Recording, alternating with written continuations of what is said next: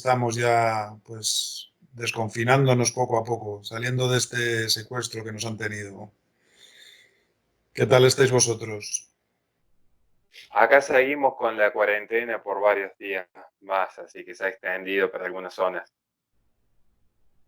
Bueno, es lo que toca ahora y a resistir y a ser fuertes. Son momentos de resistir sobre todo y de hacer frente a todo lo que sea injustamente y socialmente establecido. Bueno, un placer estar con vosotros para hablaros del PIN parental. El Con, con placer es nuestro. muchísimas gracias de corazón. Vosotros, a vosotros. Bueno, Antonio, yo le he comentado justamente a Horacio que usted es diplomado en Educación General Básica por la especialidad de Ciencias, diplomado en Pedagogía Terapéutica de Educación Especial, Mm, vicesecretario nacional de Formación, responsable de Educación en el Consejo Político de Vox y concejal de Vox en Guadalajara. sí, Le tendré una pregunta. ya fui responsable de la educación cuando Vox entra en el Congreso de los Diputados, ya hay allí en el Congreso de los Diputados. Yo hice en los inicios, en los primeros años de Vox, era responsable en el Consejo Político de Educación. Ahora ya no lo soy, ni tampoco vicesecretario de Formación. He ido cediendo responsabilidades a medida que crece Vox, porque uno no puede estar en todo, hay que saber delegar. Bueno, entonces me parece excelente empezar con la pregunta, ya que usted tiene muchísimo conocimiento de cómo está la educación o cómo ve usted que está la educación y por qué justamente hace la propuesta del PIN parental, qué es lo que es y todo eso. Pues mira, nosotros hacemos aparecer el PIN parental, forma parte del programa de Vox inicialmente. El programa de Vox hay, yo lo llamé los 10 pilares de la educación, eran 10 pilares fundamentales en los que había que transformar este sistema educativo. Uno era un gran pacto por la educación, creemos que Vox tiene que impulsar un pacto que perdure en el tiempo y que sea un acuerdo nacional basado en el diálogo y el consenso. Ese era uno de los pilares. Recuperación de competencias al Estado. Ya sabéis que España está dividido en 17 autonomías, en 17 ministerios, y nosotros lo que queríamos, lo que pretendemos es que haya un solo modelo educativo, no 17 modelos educativos. Otro tercer pilar era un nuevo modelo de educación. Y un cuarto pilar era la libertad educativa. Y ahí es donde nace el cheque escolar, el cheque educativo y el PIN parental. ¿Qué pretendemos con el PIN parental? Pues nosotros lo que queremos con el PIN parental sobre todo es devolver la libertad a los padres, devolver esa libertad que perdieron, que se han perdido con el modelo educativo y que tienen derecho a educar a sus hijos en base a sus principios, en base a sus valores. Y entonces hacemos aparecer el PIN parental en escena, lo hacemos aparecer para eso, para devolver la libertad a los padres de poder elegir la educación que quieren para sus hijos, como dice el artículo 27.3 de la Constitución española, que lo dice que tiene que garantizar el derecho que asista a los padres para que sus hijos reciban la formación de acuerdo a sus convicciones. Y para eso hacemos aparecer el PIN parental. Muy esclarecedor y muy agradecidos por sus palabras. Y en este sentido, nosotros queríamos justamente, viendo cómo ha sido el auge del populismo latinoamericano y tomando la experiencia española y tomando la experiencia de Vox, hacerle la siguiente pregunta. ¿Cómo justifican la presencia de la educación dentro de las familias cuando ha habido un Estado que paulatinamente ha avasallado las libertades de los individuos en desmedro de las identidades locales y los valores familiares? Efectivamente, se ha politizado muchísimo la educación. Aquí, al menos en España, yo conozco algunos modelos educativos, sobre todo europeos, pero el vuestro no lo conozco. Pero el español, que es el que conozco bien, el que llevo trabajando 25 años en él como profesor, como director de centros, como jefe de estudios, vemos que se ha politizado mucho la educación, que han entrado con las garras los políticos porque saben que es una herramienta que puede ideologizar a las masas y de generación en generación lo están ideologizando en muchos puntos, en ideología de género, en sexualidad, en nacionalismo y en antiespañolismo, como está ocurriendo en Cataluña, en educación ambiental también, dando como prioridad a esos grupos ecologistas que yo que he estado en ellos y los conozco, ahora los llamo grupos ecologetas, que viven de esas subvenciones y que tratan el modelo de educación ambiental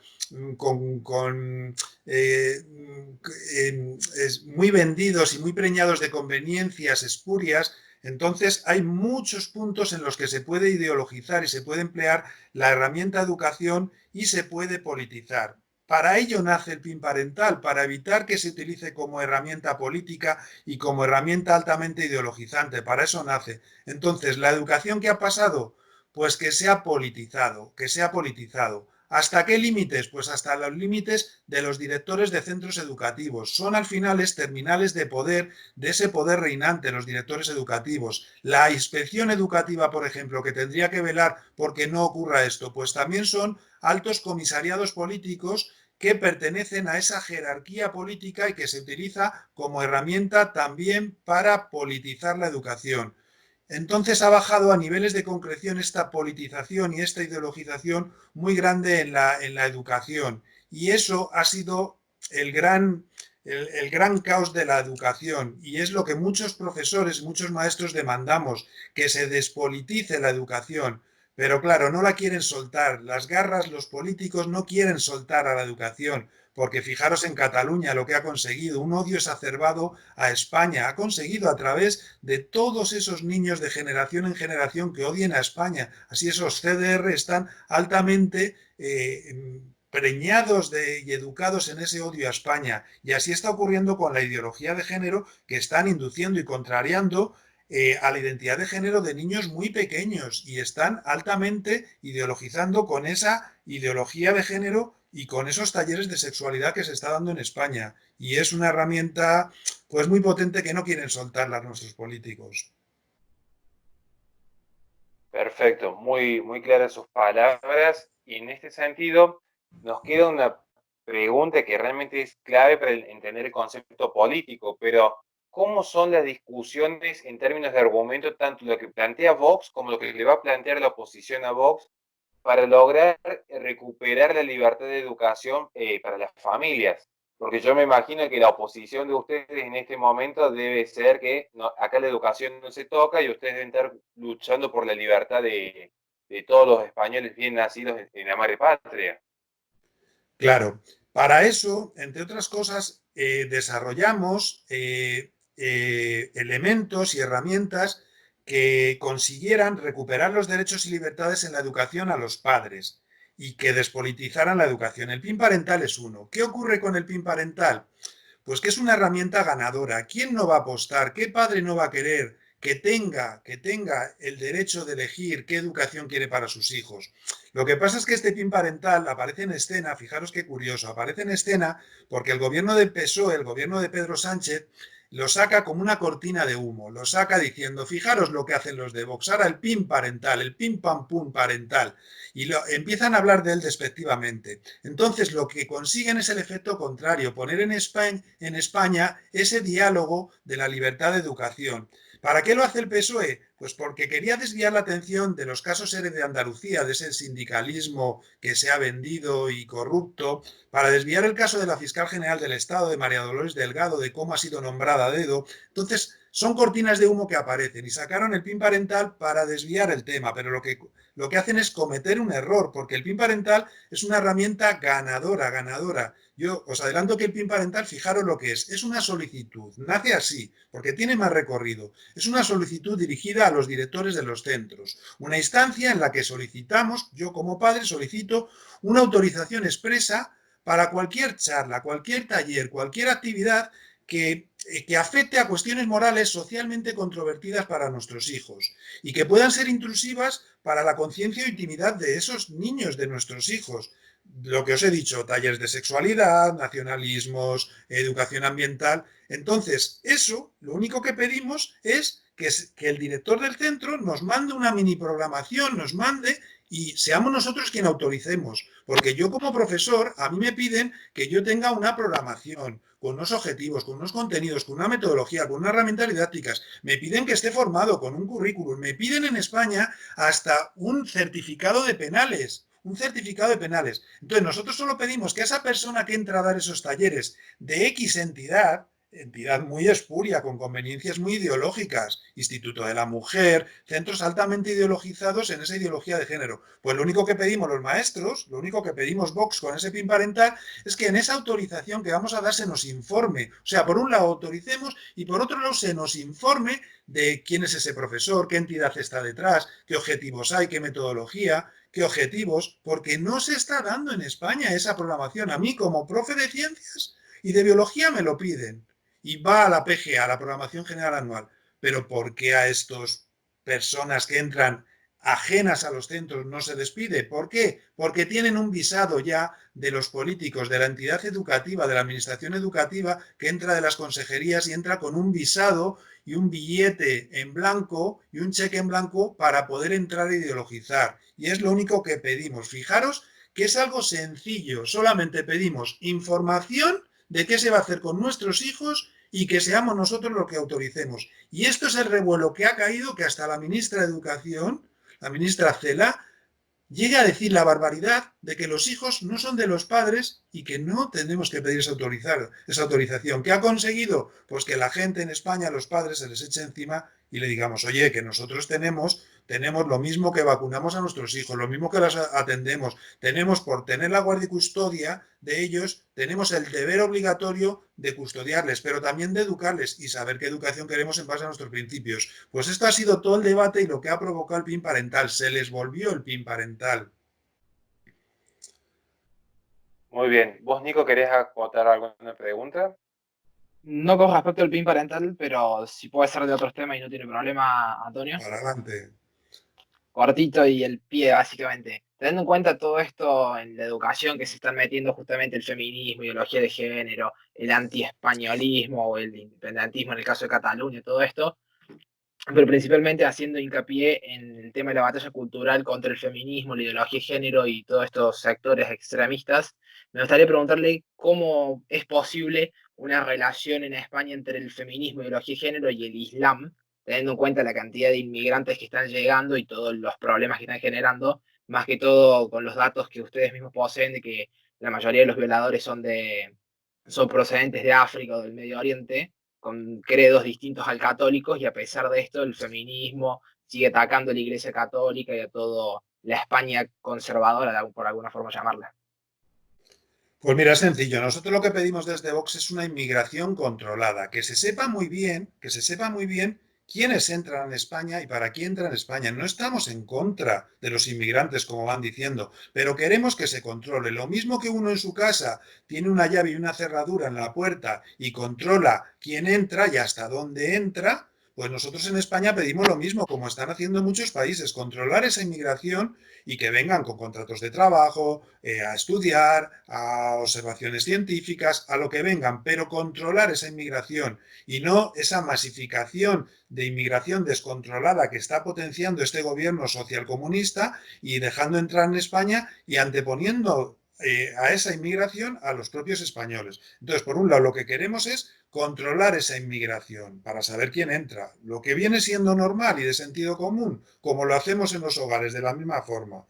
Y respecto a toda esta ideología de género, nosotros, o sea, lo que queremos es que no se ideologice en los centros educativos y que lo que venimos a llamar nosotros esta barbaridad que se está utilizando de feminacismo, porque son radicales que van en contra incluso del hombre, que anteponen y que ponen en contra hombre y mujer. Lo que queremos, estamos en contra de ese feminacismo, del feminismo y de la igualdad entre hombre y mujer, a favor, y de ese feminismo ancestral y tradicional que defendían la igualdad de la mujer y el hombre a la mujer, pues a favor de todo de ese feminismo sano y de ese feminismo que no está cargado de conveniencias espurias y de chiringuitos de ideología de género que hay, que viven de ello, vienen a vivir de ello y sobre todo que no creen esa gran batalla entre hombre y mujer, mujer y hombre, por el mero hecho de ser hombre,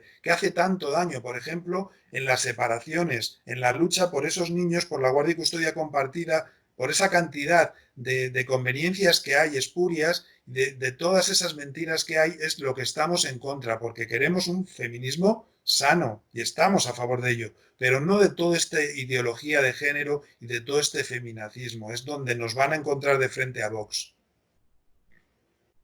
Muy bien, y yo en ese sentido, además de adherir, quisiera simplemente hacer una acotación. Hemos tenido la suerte desde la Fundación Libre de crear un proyecto en común con la revista tradicionalista de España, donde estamos hablando justamente de cómo es la cultura del hispanismo, de cómo justamente los nacionalismos exacerbados han generado un separatismo que va en contra justamente de la unidad nacional, de cómo el feminismo ha radicalizado la relación entre hombres y mujeres, cómo el ecologismo pone en tela de juicio las unidades de producción que hacen que crezca una economía en forma sana y prudente. Entonces, ya que estamos hablando de esta cuestión de la unidad, que es lo que muchos apuntamos, no puede dejar pasar esta oportunidad y es un honor para nosotros poder entrevistarlo a usted, que nos dé su visión del globalismo y cómo se presenta Vox ante este fenómeno mundial en el que se intenta establecer un macroestado transnacional que centralice todas las decisiones y haga desaparecer por completo las identidades locales y las tradiciones de cada nación. Nosotros ya sabéis que defendemos en nuestro caso la unidad de España, que haya una unidad, que todas esas autonomías, esos 17 mini-estados, haya competencias solo estatales en educación, en sanidad. Defendemos la identidad española, la unidad de España, el valor del Estado independiente, aunque estemos inmersos en la Comunidad Económica Europea, pero que no perdamos nunca nuestra esencia, nuestra esencia. Y nosotros apostamos por nuestra esencia, nuestras tradiciones, nuestros valores, nuestra cultura, sin decir que no a pertenecer a la Comunidad Económica Europea, pero devolviendo todas las señas de identidad, todo el valor que tiene España, y no decimos que no a integrarnos en la Comunidad Económica Europea, pero no creemos en este globalismo, en estas fronteras libres, creemos en los estados, en los estados. El mismo ejemplo y la misma metáfora que te he contado, todos tenemos una casa que protegemos, que defendemos nuestras tradiciones, nuestras leyendas ancestrales, nuestros cuentos, nuestras costumbres, nuestros rituales, nuestra gastronomía, nuestros valores ambientales, nuestros... todo. Entonces no queremos perderlo y creemos en la unidad Estado. Está claro, Vox defiende unidad Estado organizado así administrativamente. Muy bien. Nico, ¿vos algo que quieres acotar del globalismo? No, creo que ya lo expresó todo Antonio. Bueno, yo ahí quisiera entonces ya hacer una de las últimas preguntas por mi parte, que es la siguiente, porque desde aquí, desde Argentina, realmente hemos tomado lo que estamos, digamos, en las antípodas del progresismo internacional a Vox como modelo a seguir, porque no es solamente una cuestión de decir, ah, es una derecha económica, sino que hay una cuestión de valores y tradiciones que trascienden esta mera distinción entre derecha e izquierda, apunta justamente a rescatar valores de familia, a rescatar valores de tradición y especialmente el respeto a la fe, que es algo que normalmente no se suele tocar por una cuestión de corrección política, al menos en Latinoamérica. Y en este sentido, simplemente quisiera una apreciación a su nivel personal, si usted lo desea, en qué rol juega la tradición dentro de lo que es la fe para Vox y cómo lo plantean este debate en términos públicos. Bueno, pues lo primero que decimos siempre es que Vox es un partido político y no se va a meter en asuntos religiosos, no se va a meter, no va a imponer una fe, no va a imponer, es un partido político. Pero sí tenemos claro que en España nuestra tradición ha sido judio-cristiana y lo que vamos a hacer es defender, entre otras cosas, nuestra tradición, la que ha sido nuestra religión, la que es la mía. Entonces, y de muchos componentes de Vox. Pero en Vox no solo hay practicantes o creyentes de la tradición judeocristiana, hay muchos más, porque es un partido político y toca muchos ámbitos, de religión, de muchas creencias. Pero nosotros lo que vamos a hacer es defender la que ha sido ancestralmente y tradicionalmente la nuestra, la vamos a defender, porque está siendo vilmente atacada y está siendo menospreciada y la vamos a defender todos esos valores, todos esos ritos, todas esas costumbres, la vamos a defender, la estamos defendiendo. Entonces la posición de Vox es defender nuestra religión tradicional, sin quitar que en Vox hay practicantes de otra religión y creyentes de otra religión, con otros valores, con otros principios. Pero Vox, sobre todo, es lo que habéis dicho, es valores, es principios. Yo, fijaros, yo no estaba en política, yo era muy crítico con el modelo político español, sigo siéndolo, ¿no? Y un poco el venir a acabar con este sistema, siempre me he considerado anti este sistema partitocrático y que representa tan poco a los españoles y que nos representa muy poco, porque es muy endogámico el sistema de partidos en España.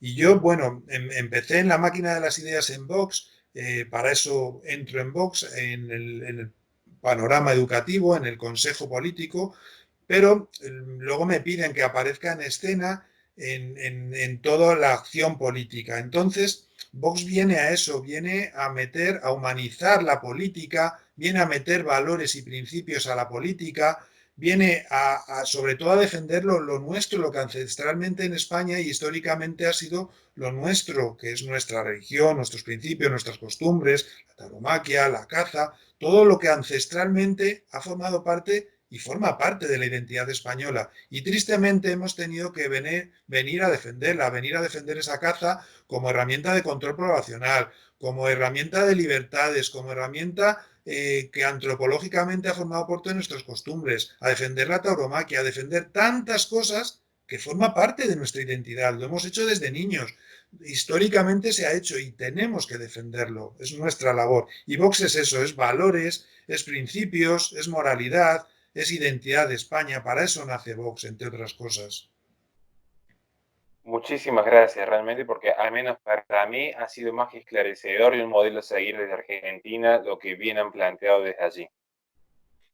Muchísimas gracias a vosotros por querer conocer a vos, por querer conocer esos inicios que fueron muy bonitos. Ahora es muy bonito también, pero los inicios éramos una pequeña familia en la que teníamos, ya lo habéis visto, muchos cargos, muchas responsabilidades y poquito a poquito vamos delegando. Y bueno, pues ese niño pequeñito que nació Vox ahora se va haciendo mayor y va cogiendo mucha masa muscular y mucho poder en muchos sitios que nos está permitiendo pues incorporar, por ejemplo, el PIN parental en regiones, en comunidades como en Murcia, que poquito a poquito vamos teniendo ahí el poder de decisión de ese poder y nos ha permitido pues meter el PIN parental en una parte de España que tanto revuelo ha dado y así con todo vamos metiendo nuestras señas de identidad, nuestros principios básicos por los que nació Vox. Así que muchísimas gracias por querer conocerlo desde vuestro maravilloso país.